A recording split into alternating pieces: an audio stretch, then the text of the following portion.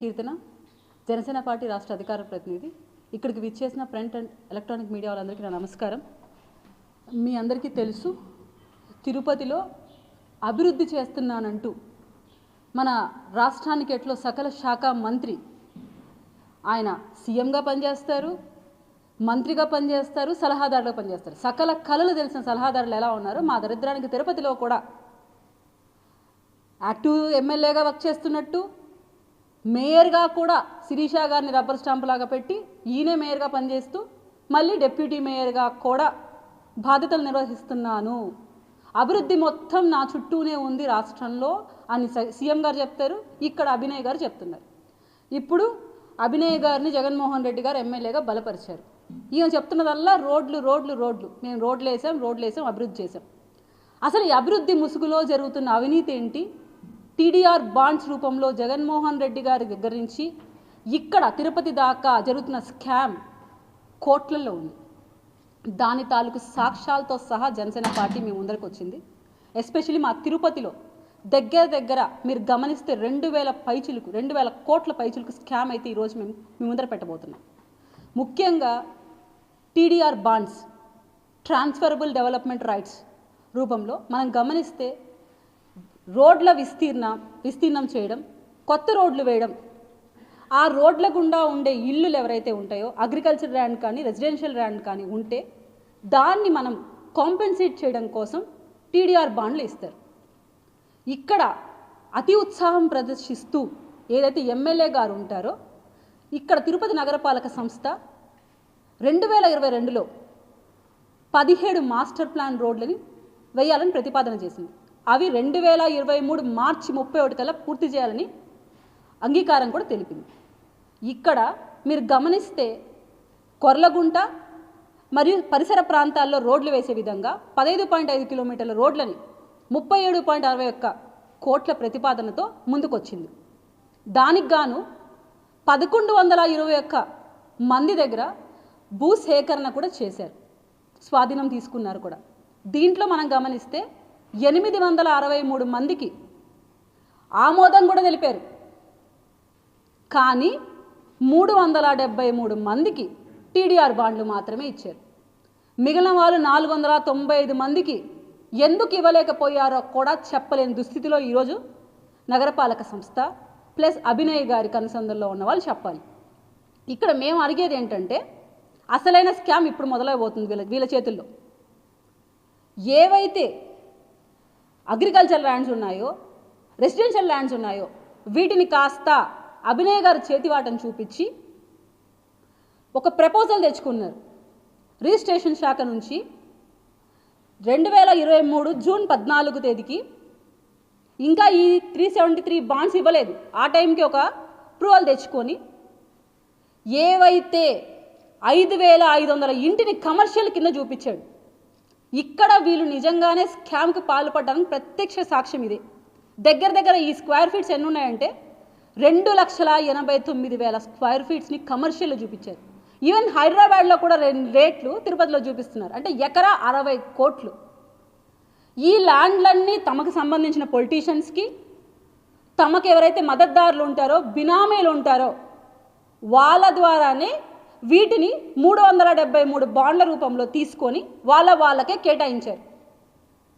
దీన్ని స్కామ్ చేసిన అభినయ్ రెడ్డి గారు ఈ విషయం పక్కన పెట్టి అభివృద్ధి చేస్తున్నాను, రాష్ట్రంలో ఎక్కడ లేచిగా తిరుపతిలో రోడ్లు వేస్తున్నాను, ఒక రోడ్డుకి కనెక్టివిటీ లేకోకుండా స్కామ్ చేస్తూ అభివృద్ధి పేరుతో నువ్వు చెప్తున్న కళ్ళబొల్లి మాటలకి రాష్ట్ర ప్రజలు కానీ ఇక్కడ నియోజకవర్గ మనుషులు కానీ ఎవరు నమ్మడానికి సిద్ధంగా లేరు. అభినయ్ రెడ్డి గారు, మీరు చేస్తున్న ప్రతి మోసానికి తగ్గ సాక్ష్యాలు ప్రజల నుంచి సేకరించి ఉన్నాము, విత్ ప్రూఫ్స్ మాట్లాడుతున్నాం. అభినయ్ రెడ్డి గారు, మీరు కనుక ధైర్యం ఉన్నా, మీ పార్టీలో ఎవరికి ధైర్యం ఉన్నా, వైసీపీ స్కామ్ ఇది. మీరు అప్డేటెడ్ వర్షన్ కాదు, అప్డేటెడ్ వైరస్. ఈ రాష్ట్రానికి జగన్మోహన్ రెడ్డి గారు అలాంటి వైరసో, ఇక్కడ అభినయ్ రెడ్డి గారు అలాంటి వైరస్సే.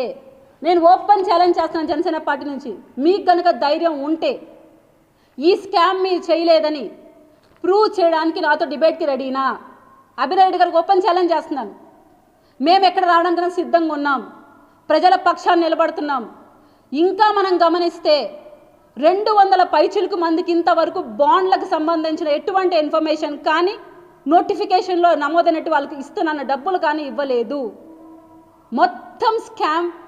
అభినయ్ రెడ్డి గారి బంధువర్గం, ఆయన సామాజిక వర్గంలో ఉన్న కొంతమంది పెద్దల కన్సందల్లోనే జరుగుతోంది. రాజకీయ నాయకులు ఎవరెవరు దీనిలో ఉన్నారో వాళ్ళ పేర్లు, వాళ్ళ తమ వివరాలు కూడా మా దగ్గర ఉన్నాయి. అభినయ్ రెడ్డి గారిని ఒకటే కోరుతున్నాం, మా ప్రభుత్వం అధికారంలోకి రాబోతోంది. రాష్ట్రంలోనే కాదు, మొత్తం మీరు ఇక్కడ తిరుపతిలో చేసిన స్కామ్ తాలూకు వివరాలు మొత్తం మేము బయట పెట్టి దీంట్లో ఎవరైతే కారకులారో వాళ్ళందరికీ ఖచ్చితంగా శిక్షలు ఇంప్లిమెంట్ చేసేలాగా మేము చర్యలు చేపట్టబోతున్నాం.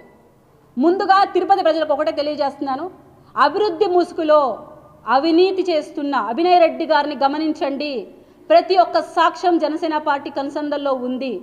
ప్రజలు వచ్చి మాకు చెప్తున్నారు. మేము ఏ డిబేట్కైనా అభినయ్ రెడ్డి గారితో రెడీగా ఉన్నాను. అభినయ్ రెడ్డి గారు, మీకు దమ్ముంటే నిజంగా మీరు అభివృద్ధి చేసి ఎటువంటి అక్రమంగా ఇక్కడ ఈ స్కామ్లో మీరు పాల్పడకుంటే డిబేట్కి సిద్ధంగా అండి. ప్రజల పక్షాన్ని నిలబడడానికి జనసేన పార్టీ తరపున నేను వస్తున్నాను. మీరు కూడా సంసిద్ధంగా ఉండి ప్రజలకు మీరు ఎటువంటి తప్పు చేయలేని చూపించుకోవడానికి రెడీగా అండి. ఖచ్చితంగా మీరు చూస్తున్నారు కదా, అసలు ఇక్కడి నుంచి ఇక్కడికి ఒక రోడ్ కనెక్టివిటీ ఉందా? రోడ్లు వేసానని చెప్తున్నాడు కానీ కనెక్టివిటీ అయితే ఎక్కడ లేదు కదండి. ప్రత్యక్షంగా ఈరోజు డ్రైనేజ్ వ్యవస్థ సరిగ్గా లేక ఇబ్బంది పడుతున్న ప్రజల మాటలు మనం వింటున్నాం. అవినీతి చేస్తూ అక్రమాలు చేస్తూ ఇంత పెద్ద స్కామ్లో ఒక అభినయ్ రెడ్డి గారే ఉంటూ తన తండ్రి పదవిని అడ్డం పెట్టుకొని సంపాదించిన అక్రమ ఆస్తులను మొత్తం వెలికి తీయడానికి సిద్ధంగా ఉన్నాం. మేము మొత్తం వెలికి తీస్తాం, శిక్షలు కూడా ఇంప్లిమెంట్ చేస్తాం. తిరుపతి ప్రజలారా మేల్కోండి. తిరుపతి ప్రజలు దయచేసి గమనించండి, ఇక్కడ అవినీతి తప్ప అభివృద్ధి లేదు. అభివృద్ధి ముసుగులో అవినీతి చేస్తున్నాడు అభినయ్ రెడ్డి గారు. దానికి తగ్గ సాక్ష్యాలన్నీ మనం పెట్టుకొని మాట్లాడుతున్నాం. రోడ్లు కావివి, స్కామ్. మీకు కమర్షియల్ చేయడం వల్ల వచ్చిన లాభం ఎంతంటే 1కి 4 రెట్లు. 10 లక్షల విలువ చేసే ల్యాండ్ని 40 లక్షల కింద చూపించి అమాయకమైన ప్రజల దగ్గర నుంచి ల్యాండ్లు వసూలు చేసి తన బినామీలకు ఇచ్చుకొని ఈ దందా చేస్తున్నాడు.